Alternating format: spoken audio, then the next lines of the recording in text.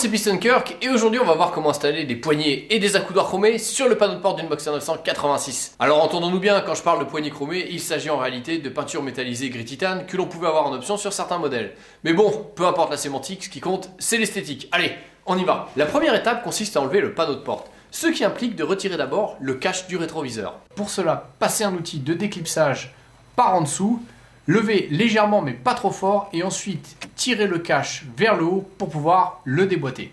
Attaquons-nous à présent au cache qui recouvre la poignée. On utilise l'outil de déclipsage pour le soulever légèrement afin de passer les doigts et d'appuyer le moins possible sur le fragile revêtement en vinyle du panneau de porte. Une fois qu'on a réussi à passer les mains, il devient très facile de le retirer. Une fois le cache enlevé, il y a deux vis à retirer. La première est visible, la seconde se trouve sous la poignée, il faut la maintenir ouverte pour arriver à passer le tournevis cruciforme sans être gêné pour pouvoir la dévisser. À présent, attaquons-nous à la vis de l'accoudoir qui est située sous ce petit cache que l'on peut enlever soit avec l'outil, soit comme ici avec la main. Dévisser la vis et constater que c'est la plus longue, c'est bon à savoir pour le remontage. À présent, soulevez le clapet du repose-bras pour constater qu'il y a une petite vis en plastique à retirer. Si vous avez un modèle plus récent que le nôtre, vous aurez encore deux autres éléments à enlever. Tout d'abord, la veilleuse. Elle est tout simplement clipsée. Ensuite, pour accéder au boulon d'airbag, il faut d'abord enlever le cache avec le couteau à déclipser et ensuite seulement vous pourrez accéder au boulon. Plus aucune vis ne retient le panneau. Vous pouvez donc le déclipser soit avec le couteau, soit avec la main pour ne pas rayer la peinture, puis tirez-le vers le haut pour le désengager. Mais ne forcez pas trop, il reste encore à enlever le câble de la poignée en le tirant vers vous, puis en le tirant vers le haut, et la prise d'alimentation de la poignée qui sert à baisser légèrement la vitre quand vous l'ouvrez. Si votre modèle date d'après 2000, il y aura une autre prise à enlever, celle qui sert à alimenter l'ampoule de la poignée. La différence ne s'arrête pas là, le système d'attache du câble de la poignée diverge lui aussi. Pour le retirer, écartez les mâchoires de l'attache blanche, puis tirez vers l'arrière. Ensuite, faites un mouvement en S pour dégager complètement le câble. À présent, plus rien ne retient le panneau de porte, vous pouvez le retirer. Les éléments chromés qui nous intéressent vont être prélevés sur un autre panneau de porte. Il va donc falloir commencer par les démonter. La partie la plus simple est le démontage de la tige de l'accoudoir. Commençons par regarder une photo de son système de fixation pour savoir comment la retirer. À présent, on va tirer la partie haute de l'accoudoir vers soi pour le déclipser, et ensuite, on tire la tige vers l'avant du véhicule pour la détacher complètement. Comme on peut le voir, la baguette n'est pas en parfait état. Sa peinture est constellée de micro-rayures. Heureusement, comme il s'agit de peinture, on va pouvoir rattraper tout ça avec un petit coup de polish. Une fois qu'on a bien frotté, elle retrouve presque l'aspect du neuf. À présent, on va pouvoir s'attaquer à la phase de récupération de la poignée chromée. Commencez par retourner le panneau de porte, puis tirez le ressort vers l'avant pour pouvoir le détacher. Une fois que c'est fait, munissez-vous d'un tournevis et dévissez une par une les 6 vis qui maintiennent la poignée. Malgré ça, elle ne va pas tomber toute seule. Il faudra la pousser par l'arrière pour arriver à la déboîter. Il faut forcer un petit peu. Voilà, maintenant qu'on sait comment démonter ces éléments, il ne nous reste plus qu'à faire pareil sur les panneaux de porte qu'on a démontés un peu plus tôt pour remplacer les poignées noires par les versions chromées. Donc en théorie, c'est fini. En théorie. Non mais vous savez ce qu'il y a de vraiment génial avec la mécanique? C'est que c'est un peu comme les Kinder. La surprise de merde, elle est toujours pour vous. Non mais parce qu'il faut me comprendre, moi je suis un grand naïf. Quand j'ai vu que l'apparence des poignées c'était la même, quelles que soient les années, bah bêtement, j'ai cru que c'était pareil pour le mécanisme. Eh ben non, ils l'ont changé. Il y a une version avant 2000 et une version après. Et avec mon bol, bah je suis tombé sur la mauvaise. Après avoir perdu 2 heures à tout démonter pour rien, se présentaient à moi deux options.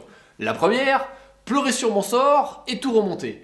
C'était tentant, mais j'ai quand même préféré me rabattre sur la seconde qui consiste à bricoler la poignée pour l'adapter au mécanisme existant. Avant toute chose, nous allons comparer les deux générations de poignées. Et on se rend compte qu'il y a des différences à la fois sur le support en plastique et sur la partie métallique.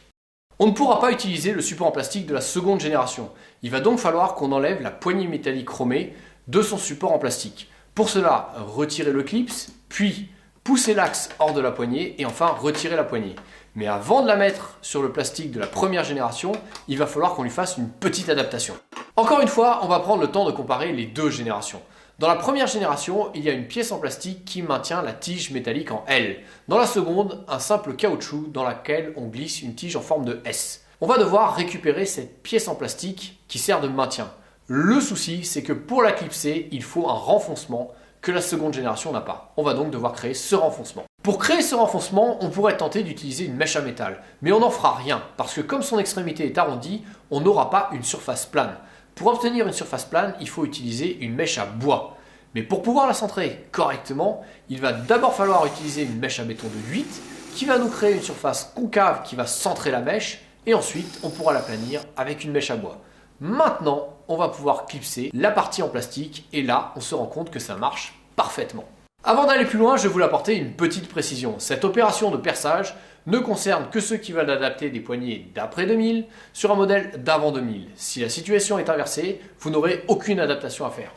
Une fois qu'on a remis la poignée en métal dans son support en plastique et le tout dans le panneau de porte, il va être temps de le remonter. Et là, on va rencontrer un autre petit problème. Quand on a remonté le câble qui relie la serrure à la poignée, on s'est rendu compte que l'attache n'était plus alignée avec la sortie du tuyau. Alors, ça fonctionne. Le souci, c'est que ça crée un frottement qui risque d'user et le câble et la sortie métallique du tuyau. À terme, on a donc un risque de casse. Pour réaligner le câble, il va falloir descendre sa position de sortie. Pour cela, on va tordre l'attache en L avec 2 pinces. Forcez légèrement et ça va résoudre votre problème. Comme on peut le voir, maintenant ça marche parfaitement. Voilà, maintenant que l'opération de remontage est terminée, il ne vous reste plus qu'à profiter du spectacle. Et comme on peut le voir sur cette image comparative, avec ces éléments, la voiture gagne beaucoup en élégance. Comme vous avez pu le voir, c'est une opération extrêmement simple, enfin, surtout si vous avez la bonne génération de poignées. Mais ça en valait vraiment la peine parce que le résultat est magnifique. Cela dit, il faut quand même que je tempère un peu mon enthousiasme, parce que l'habitacle doit être pris dans sa globalité. Il ne suffit pas de mettre quelques éléments chromés sur les panneaux de porte, encore faut-il avoir des rappels sur le tableau de bord. Heureusement, ce n'est pas les possibilités qui manquent, il y a les cadrans chromés, la grille de ventilation chromée ou encore le levier de vitesse chromé. Alors, si votre véhicule n'avait pas ce genre d'option à l'origine, rassurez-vous, ça peut être ajouté après coup, et j'ai listé les tutoriels d'installation dans le descriptif de cette vidéo. Maintenant, vous savez ce qu'il vous reste à faire. Allez, à la prochaine!